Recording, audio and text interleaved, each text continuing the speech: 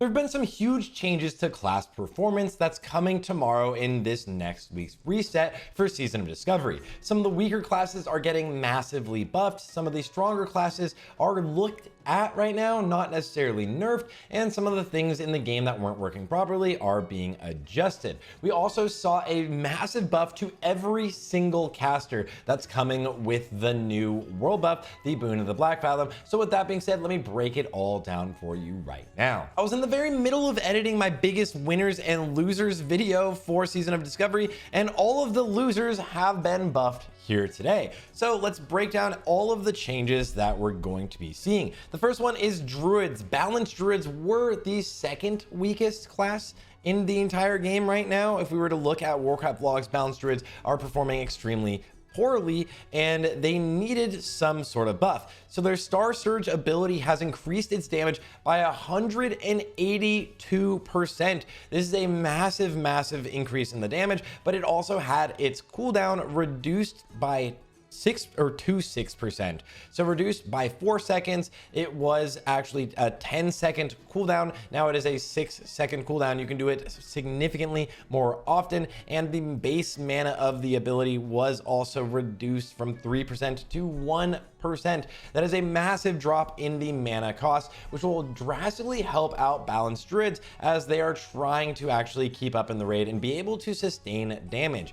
Druids do still benefit from the Fury of the Storm Rage rune, which makes their Wrath cost 0 mana. This does make it so that they never technically run out of mana, but still it's a huge issue because Wrath doesn't really do that much damage for you. So Druids weren't really too excited to see themselves being able to use Fury of the Storm Rage as a boomkin. It is just more of a leveling rune. So that is a great change for boomkins. Now, hunters also saw some adjustments. The flanking strike ability was bugged. It was doing basically too little damage, but it also didn't count as a melee attack. So you were able to use it without a weapon. You were able to use it while you were pacified, which is basically while you were bopped or bubbled.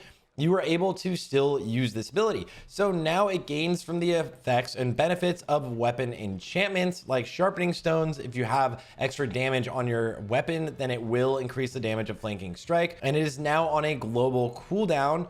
And it now also can benefit from things like attack power, combat modifiers, things like that. So it's no longer just this own ability. I don't think it was even registered in the game of what it was hitting for, and your pet damage from it is also treated as a melee attack as well, getting the same benefits. Now, a lot of people are concerned about hunter pets, and I know hunter pets are something that is really bothering a lot of players. Hunters having things like scorpions, players are losing to them in PvP and just kind of worried that scorpions might be too strong or tanking a lot of the times.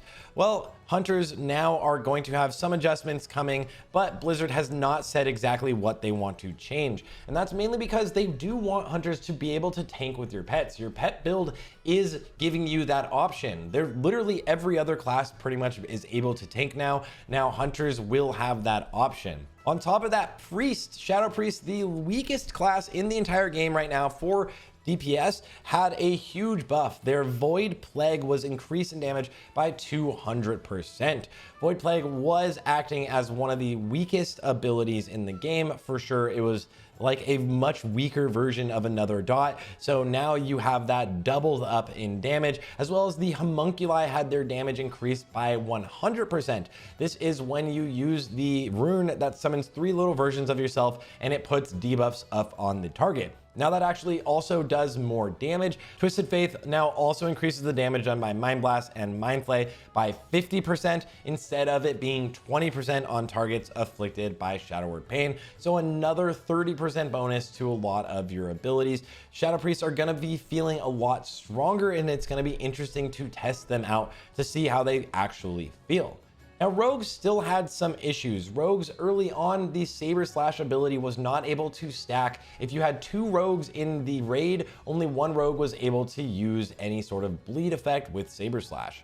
Now that has been changed, as well as Saber Slash, Shiv, and Main Gao Shay are also affected by remorseless attacks. This is your talent that makes your next attack pretty much almost guaranteed to crit after defeating an opponent. Saber Slash's tooltip was now also fixed, where it was showing as 130% extra weapon damage plus the bleed. Now it has been fixed to 100% weapon damage plus the bleed. This is not a nerf. This was actually already in the game. It's never been different, just nobody might have noticed. I think some people in the Rogue Discord did notice, but Saber Slash was never doing 130% weapon damage. It was always doing 100% weapon damage, and as rogues are probably the second strongest class in the PvE situation in the world or in the game right now, it's something that Blizzard probably deemed they didn't need to change. Instead, they just needed to fix the actual tooltip. Now, one thing that is a little bit of a buff for Saber Slash is that it is now counting as a bleed properly within the back end of the game.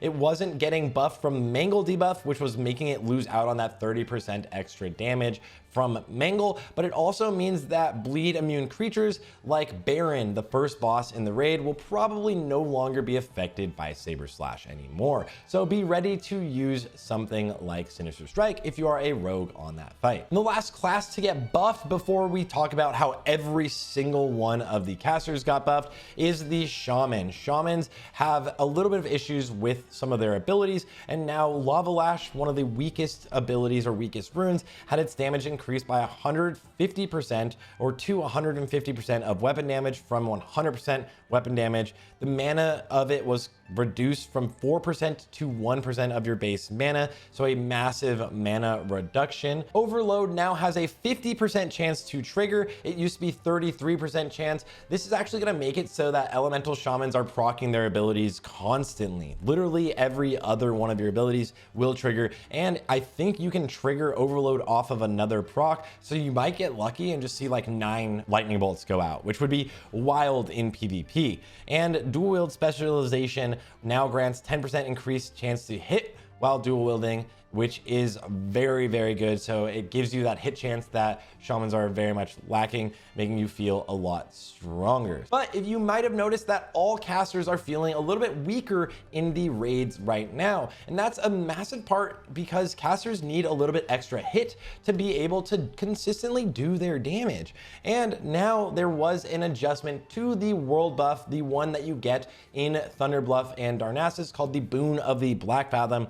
Now it also gives you 3% extra spell hit and 25 spell power in addition to the current buffs it was already giving you, like the 20 attack power or the 2% chance to hit. So these things are very, very powerful, not only for every single spellcaster, which will do so much more damage this coming week. Hopefully you saved your DMF buff. If you do, you have it booned. You're so lucky. But on top of that, this also benefits to any of the hybrid classes, any hybrid class, or even anything like paladins or any sort of tank that has their abilities are also spell abilities. Like taunt needs to be able to hit, and it's usually spell hit in World of Warcraft Classic. So if you want to be able to taunt, even warriors are going to be enjoying this buff. This is a massive boost, and I'm honestly really excited to see how this pans out. This is definitely going to help out all of the casters so they can catch up to some of the damage that we're seeing from some of the strongest classes. Like warriors and rogues right now are performing extremely well. So this class tuning is now coming out on Tuesday, and I think we're going to now see